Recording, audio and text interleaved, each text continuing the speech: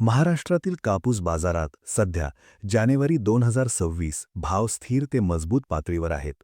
प्रमुख बाजार समित्यांमध्ये सरासरी भाव 60,300 ते 8,000 रुपये प्रति क्विंटलच्या दरम्यान राहिले आहेत, ज्यात हिंगणघाट, सेलू सिंधी, जालना, अमरावती आणि वर्धा यांसारख्या बाजारांत कमाल भाव 8,000 ते 8,065 रुपयेपर्यंत पोहोचले आहेत. नवीन वर्षाच्या सुरुवातीला 1 ते 8 जानेवारी भावात 100 ते 300 रुपयांची वाढ झाली आहे. मुख्यत्वे भारतीय कापूस महामंडळाने CCI MSP दराने मोठ्या प्रमाणात खरेदी सुरू केल्याने आणि आयात शुल्क 11% पुन्हा लागू झाल्याने स्वस्त आयात कमी झाली आहे. काही बाजारांत कमाल भाव 8,035 ते 8,065 रुपयेपर्यंत गेले तरी सरासरी भाव अजून 9,000 पासून दूर आहे. आंतरराष्ट्रीय बाजारात ICE फ्युचर्स कापूस सुमारे 64-65 सेंट प्रति पाऊंडच्या आसपास आहे, जे भारतीय बाजारासाठी 7,500 ते 8,000 रुपये प्रति क्विंटलच्या समतुल्य आहे.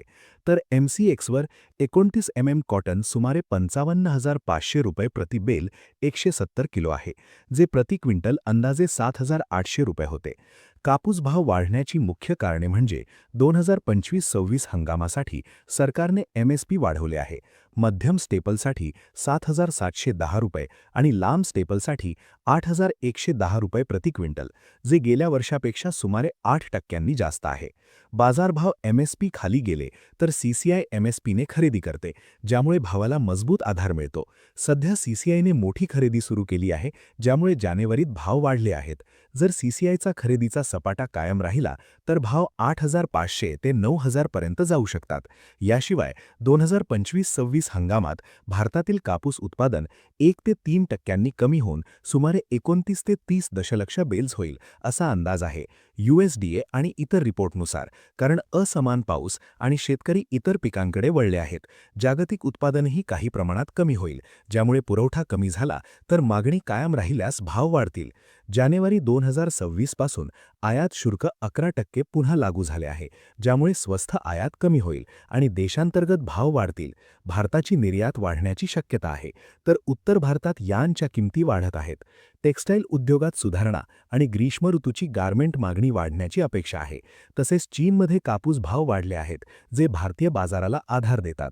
काही अभ्यासकांचा अंदाज आहे की 2026 मध्ये भाव 9,000 ते 10,000 किंवा त्याहून जास्त जाऊ शकतात, जर पुरवठा कमी आणि CCI सक्रिय राहिले.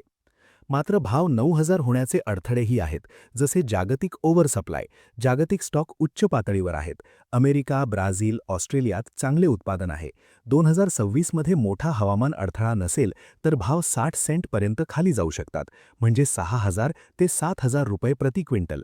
टेक्स्टाईल निर्यात कमी आणि आर्थिक मंदीमुळे मागणी कमी आहे. यार्न मिल्स आयातीकडे वळत आहेत, कारण देशांतर्गत कापूस महाग आहे. सध्या आवक चांगली आहे. हिंगणघाटमध्ये 6,000 क्विंटल. शेतकरी गरजेनुसार विक्री करतात, ज्यामुळे भाव वाढ थांबते. ऐतिहासिक ट्रेंडनुसार गेल्या काही वर्षात भाव 7,000 ते 8,000 च्या आसपास राहिले आहेत. 2022च्या उच्चांकीनंतर भाव खाली आले आहेत.